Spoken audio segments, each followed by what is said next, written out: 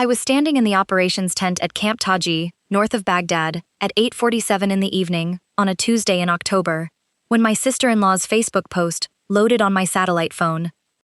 The photograph showed my 6-month-old daughter Sophia, wearing a white christening gown I had never seen, being held over a baptismal font in a church I had never entered, by a priest I had never met. The caption said, "Welcoming little Sophia into the family faith. So proud of Grandma Barbara for making today happen. #GodBlessedFamily, #Christening Day." Behind Sophia in the photograph, my husband Michael was standing next to his mother Barbara, both of them smiling. I was 7,000 miles away. I had not been asked. I had not been told. I had not been invited. The satellite phone was still in my hand when Chaplain Colonel James Whitcomb, United States Army, walked past the operations tent flap on his evening rounds. He was 61 years old. He had served as a military chaplain for 29 years. He had, on that specific evening, been checking on the female officers of my unit for reasons he would later explain. He looked at me. He looked at the phone. He looked at the tears that had already started running down my dusty combat uniform. He said 7 words that changed everything. "Captain Rivera, show me that photograph, now." 10 minutes later, he made one phone call. By the time I flew home, the christening had been legally annulled. The deployment. My name is Isabella Rivera. I am 34 years old. I am a captain in the United States Army, currently serving in a combat support role at Camp Taji, north of Baghdad, Iraq. I have served in the Army for 11 years. I am, at the time of this story, 6 months into a 9-month deployment. I have a daughter. Her name is Sophia. She is 6 months old. I want to tell you about Sophia, because you cannot understand this story without understanding what my daughter meant to me on that specific evening at Camp Taji. Sophia was born on April 3rd, 6 weeks before I deployed. My deployment orders had come through in January, when I was 7 months pregnant. My commanding officer, Colonel Sarah Whitfield, had offered me an administrative deferral. She had, in her office at Fort Hood, said to me, "Captain Rivera, I can hold this deployment for you until Sophia is at least a year old. Nobody would question it. You are entitled to that time." I had thought about it for 2 days. Then I had told Colonel Whitfield that I would deploy on schedule. I want to be honest about why I made that decision. The unit I was deploying with, the 3rd Sustainment Command out of Fort Hood, was heading to Camp Taji to support a mission I had been training for since 2019. It was the mission I had spent 4 years of my career preparing for. My deployment was going to be 9 months. My replacement, if I deferred, would be a captain from another unit who had not been trained in the specific systems my team relied on. Deferring would have meant, in operational terms, that my team went into a combat theater with a captain who did not yet understand our procedures. I could not do that to my team. I explained this to my husband Michael when I told him I was deploying on schedule. Michael was 36. He was, at the time, a mid-level product manager at a software company in Austin, Texas.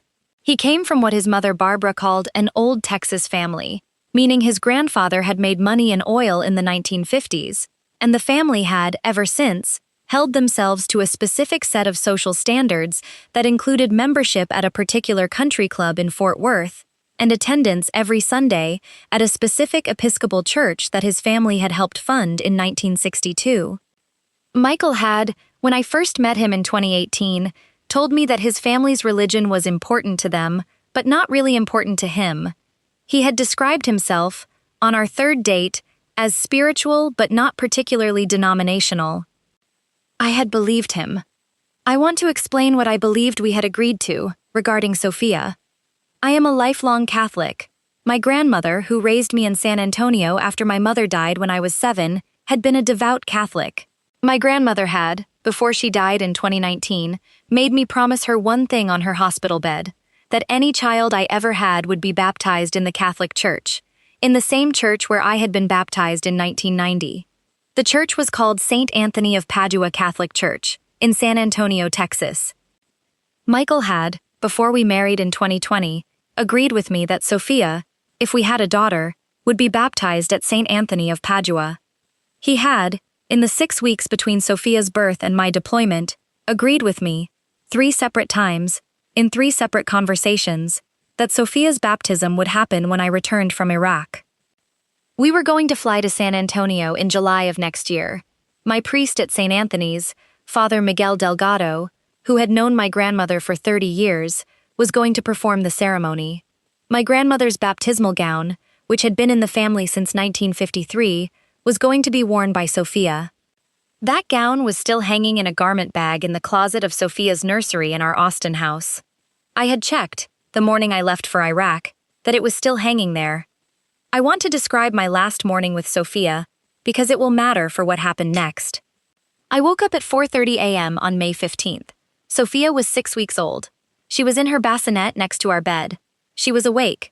She was not crying. She was, in the specific way 6-week-old babies do, staring at the ceiling with wide, unfocused eyes. I picked her up. I sat in the rocking chair in the corner of our bedroom, with her against my chest, and I held her for 47 minutes. I did not cry. I want to be honest about that. I did not cry when I held my daughter for what would be, as I understood at the time, the last time I would hold her for 9 months. I had been a soldier for 11 years. I knew on that morning that if I started crying I would not stop, so I did not start. I placed Sophia back in her bassinet at 5:17 a.m. I kissed her forehead. I said, "Sophia, Mommy has to go, but Mommy is coming home. Grandma Barbara will help Daddy take care of you. When Mommy comes home, we are going to San Antonio, and Great-Grandma's angels will bless you at the church where Mommy was blessed." She looked at me. She did not smile. 6-week-old babies do not yet smile, but she made a small sound. I left the house at 5:32 a.m. I did not see Sophia again for the next 4 months and 12 days. The last photograph I had of my daughter, on the evening I stood in the operations tent at Camp Taji, was one Michael had sent me the previous Sunday. It showed Sophia sitting in a small pumpkin at a fall photo studio in Austin. She was wearing a small orange dress. She was smiling. At 8:47 p.m. on Tuesday, October 15th, I opened Facebook on my satellite phone, and I saw the photograph that ended my marriage. The photograph and the chaplain. I want to describe in careful detail what I saw when the Facebook post loaded on my satellite phone at 8:47 p.m. Iraqi time on that Tuesday evening.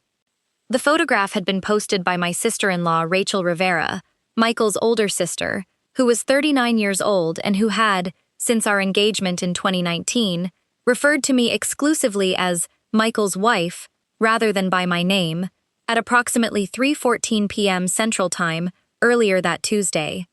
The photograph showed the interior of a church I did not recognize. It was clearly an Episcopal church. I could tell from the specific arrangement of the altar and the vestments the priest was wearing. The priest was a middle-aged white man, with silver hair, holding my 6-month-old daughter over a stone baptismal font. Sophia was wearing a white lace christening gown that had, per the specific style of the lace, clearly cost several $100s. It was not my grandmother's baptismal gown. Behind the priest, in the front pew, sat approximately 14 people. I recognized every one of them. Barbara Rivera, my mother-in-law. Charles Rivera, my father-in-law. Rachel Rivera, my sister-in-law who had posted the photograph. Rachel's husband, David. Rachel's 3 children. Michael's uncle Frederick and his wife. 2 of Michael's cousins. Barbara's sister, Louise. Louise's husband. And, at the end of the front pew, standing next to Barbara, my husband, Michael. Michael was smiling. He was wearing a suit I had picked out for him at Brooks Brothers in 2021. The caption read, "Welcoming little Sophia into the family faith. So proud of Grandma Barbara for making today happen. What a beautiful day at St. Matthew's Episcopal in Fort Worth. Sophia was the perfect little angel. Hashtag God blessed family, hashtag christening day, hashtag Episcopal tradition, hashtag baby of the family, hashtag 4 generations at St. Matt's." I looked at the photograph. I looked at the caption. I looked at the timestamp. I looked at the church name. Then, for approximately 11 seconds, I could not breathe.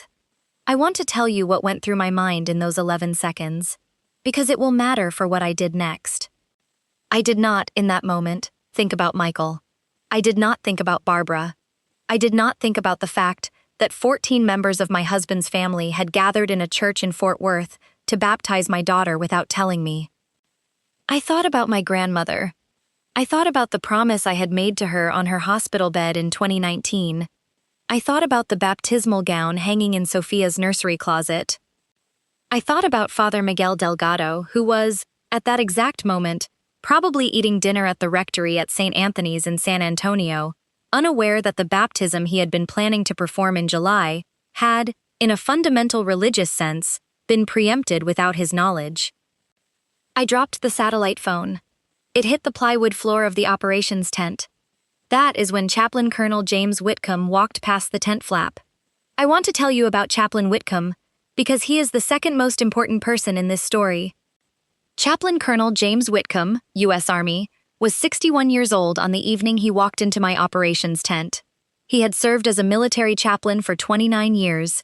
He held a Doctor of Divinity degree from Boston University.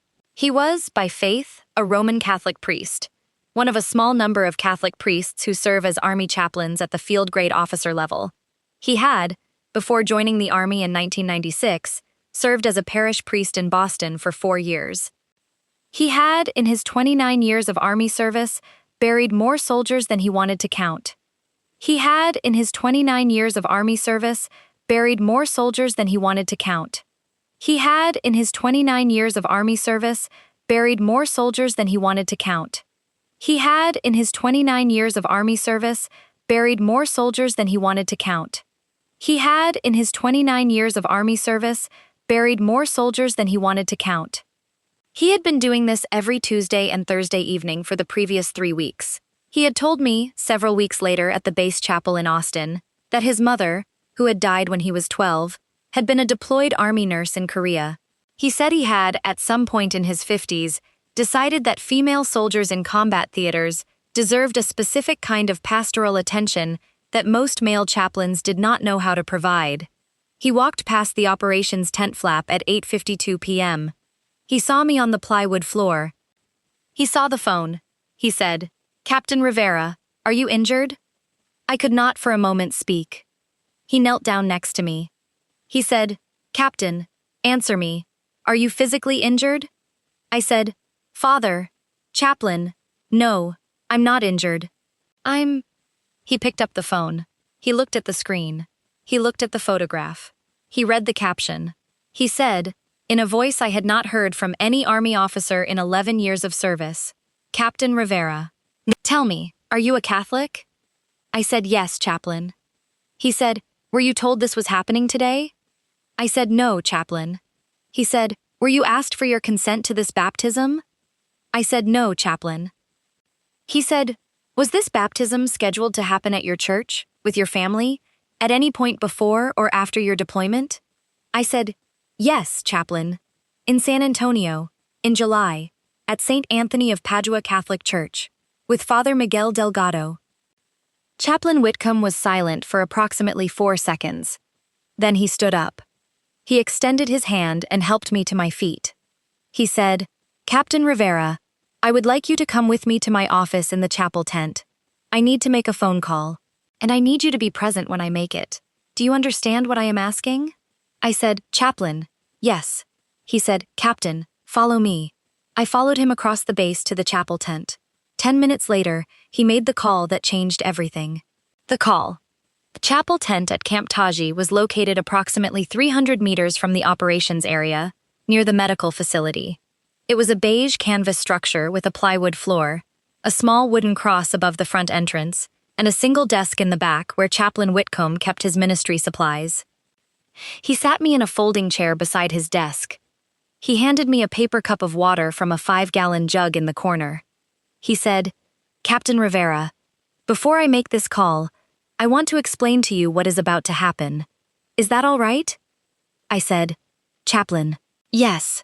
He said, "Captain, I have served as a military chaplain for 29 years. In those 29 years, I have dealt with approximately 17 situations involving religious ceremonies performed on the children of deployed service members without the service members' knowledge or consent. Do you understand what I am telling you?" I said, "Chaplain, this has happened before?" He said, "Captain, this has happened to me personally 17 times. It has happened, per my knowledge of my colleagues' cases, at least 60 or 70 times across the U.S. military in the last 3 decades. It is a specific pattern that occurs when the deployed parent belongs to a different faith tradition than the family caring for the child during deployment. I did not for a moment know what to say. Chaplain Whitcomb continued, "Captain, I want to be very clear with you about something before I make this call. Every Christian denomination, Catholic, Episcopal, Lutheran, Methodist, Presbyterian, Baptist, Orthodox, has specific canon law or church discipline governing the baptism of minors. Every single one of those denominations requires the consent of both parents for the baptism of a child under a specific age, which varies by denomination but is typically 7 or 8. There are no exceptions to this rule in any mainstream Christian denomination. A baptism performed on a minor child without both parents' consent is, in every one of these denominations, considered illicit under canon law. Do you understand what illicit means?" I said, "Chaplain, no." He said, "Illicit means the baptism was performed against the rules of the church. It does not mean the baptism was invalid. Under most Christian theology, a properly performed baptism is still valid even if illicitly performed. But it means the priest who performed the ceremony, and the parents who requested it, and the church that hosted it, are all in violation of church discipline. And in the Episcopal Church specifically, which is what this baptism was, there is a very clear canonical process by which such a baptism can be reviewed, and the priest who performed it can be sanctioned." I said, "Chaplain, what are you telling me?" He said, "Captain, I am telling you that the priest who baptized your daughter this afternoon, at St. Matthew's Episcopal Church in Fort Worth, is going to have a very difficult next 30 days. And I am telling you that St. Matthew's Episcopal Church itself is going to have a very difficult next 30 days. And I am telling you that your mother-in-law and your husband are going to have to explain to Bishop Franklin Reeves, who is the Episcopal Bishop of Fort Worth, why they organized and executed a baptism of a Catholic mother's child without her knowledge or consent, in a church that has specific rules against exactly this behavior, because I am about to call Bishop Reeves personally." I said, "Chaplain, you know the bishop?" Chaplain Whitcomb smiled, for the first time since he had walked into the operations tent. He said, "Captain, I was in seminary with Franklin Reeves at Boston University from 1988 to 1992. We were roommates for 2 years. I have known him for 36 years. He has been Bishop of Fort Worth for the last 11. He will take my call at 12 a.m. Central Time, which is right now." He picked up the satellite phone on his desk. He dialed a number he apparently knew from memory. The phone rang twice. A voice answered, "Franklin Reeves." Chaplain Whitcomb said, "Frank, it's Jim Whitcomb. I need 8 minutes." Bishop Reeves said, "Jim, where are you?" Chaplain Whitcomb said, "I'm at Camp Taji, Iraq. It's 12:02 a.m. your time. I have a situation." Bishop Reeves said, "Talk to me." Chaplain Whitcomb described in 5 careful minutes what had happened. He described the Facebook photograph. He described Captain Isabella Rivera, U.S. Army, currently deployed in Iraq, Catholic, whose 6-month-old daughter had been baptized at St. Matthew's Episcopal Church in Fort Worth that afternoon, without the mother's knowledge or consent, at the initiative of the paternal grandmother. He named the church. He named the priest. He named the family. Bishop Reeves was silent for approximately 6 seconds after Chaplain Whitcomb finished. Then Bishop Reeves said, "Jim, put Captain Rivera on the phone." Chaplain Whitcomb handed me the satellite phone. I said, "Bishop Reeves, this is Captain Isabella Rivera." Bishop Reeves said, "Captain Rivera, I want to say 2 things to you, and I want to say them before I say anything else. First, I am so sorry. On behalf of the Episcopal Diocese of Fort Worth, on behalf of every priest and lay leader in this diocese, I am so sorry that this happened to you and to your daughter." I said, "Bishop, thank you." Bishop Reeves said, "Captain, the second thing I want to say, what happened this afternoon was, per the canons of the Episcopal Church, an illicit baptism. The priest who performed it, Father Gerald Ashworth, at St. Matthew's, has been ordained for 28 years and has never had a canonical complaint filed against him. I have known him personally for 19 years. I do not know how he permitted this to happen, but I promise you, Captain, that I am going to find out, and I promise you that this situation will be resolved, canonically, within the next 30 days. Do you understand what I am telling you?" I said, "Bishop, what does resolved mean?" Bishop Reeves said, "Captain, It means that Father Ashworth is going to face canonical review. It means that St. Matthew's is going to face diocesan review. It means that your daughter's baptism is going to be, under Episcopal canon law, formally recognized as illicit and canonically void. Your daughter, in the eyes of the Episcopal Church, will not have been baptized as of tomorrow morning. Your Catholic priest in San Antonio will be able to proceed with the proper baptism you had planned, and it will be, from every denomination's perspective, your daughter's first and only valid baptism. Do you understand? I began to cry.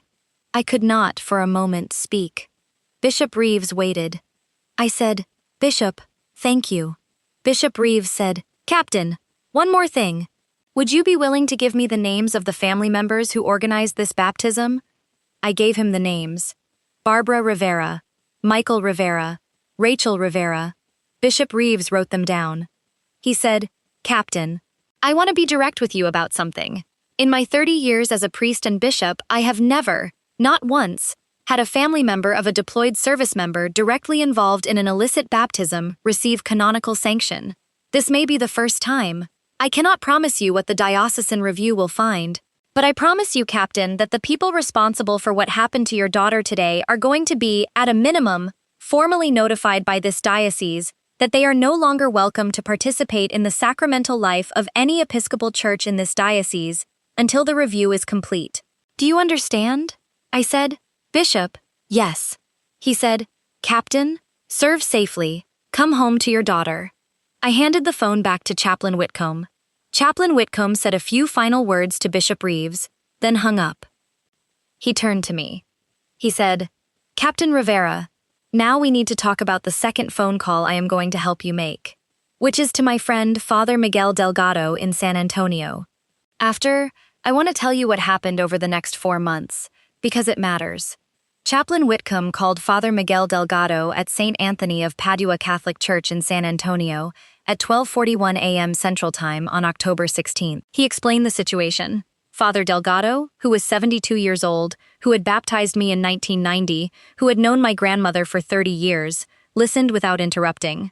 When Chaplain Whitcomb finished, Father Delgado said, "Jim, tell Isabella that her grandmother is watching her from heaven right now, and tell her that when she comes home, we are going to baptize Sophia the way her grandmother wanted, and I will personally make sure that when it happens, every seat in St. Anthony's is full."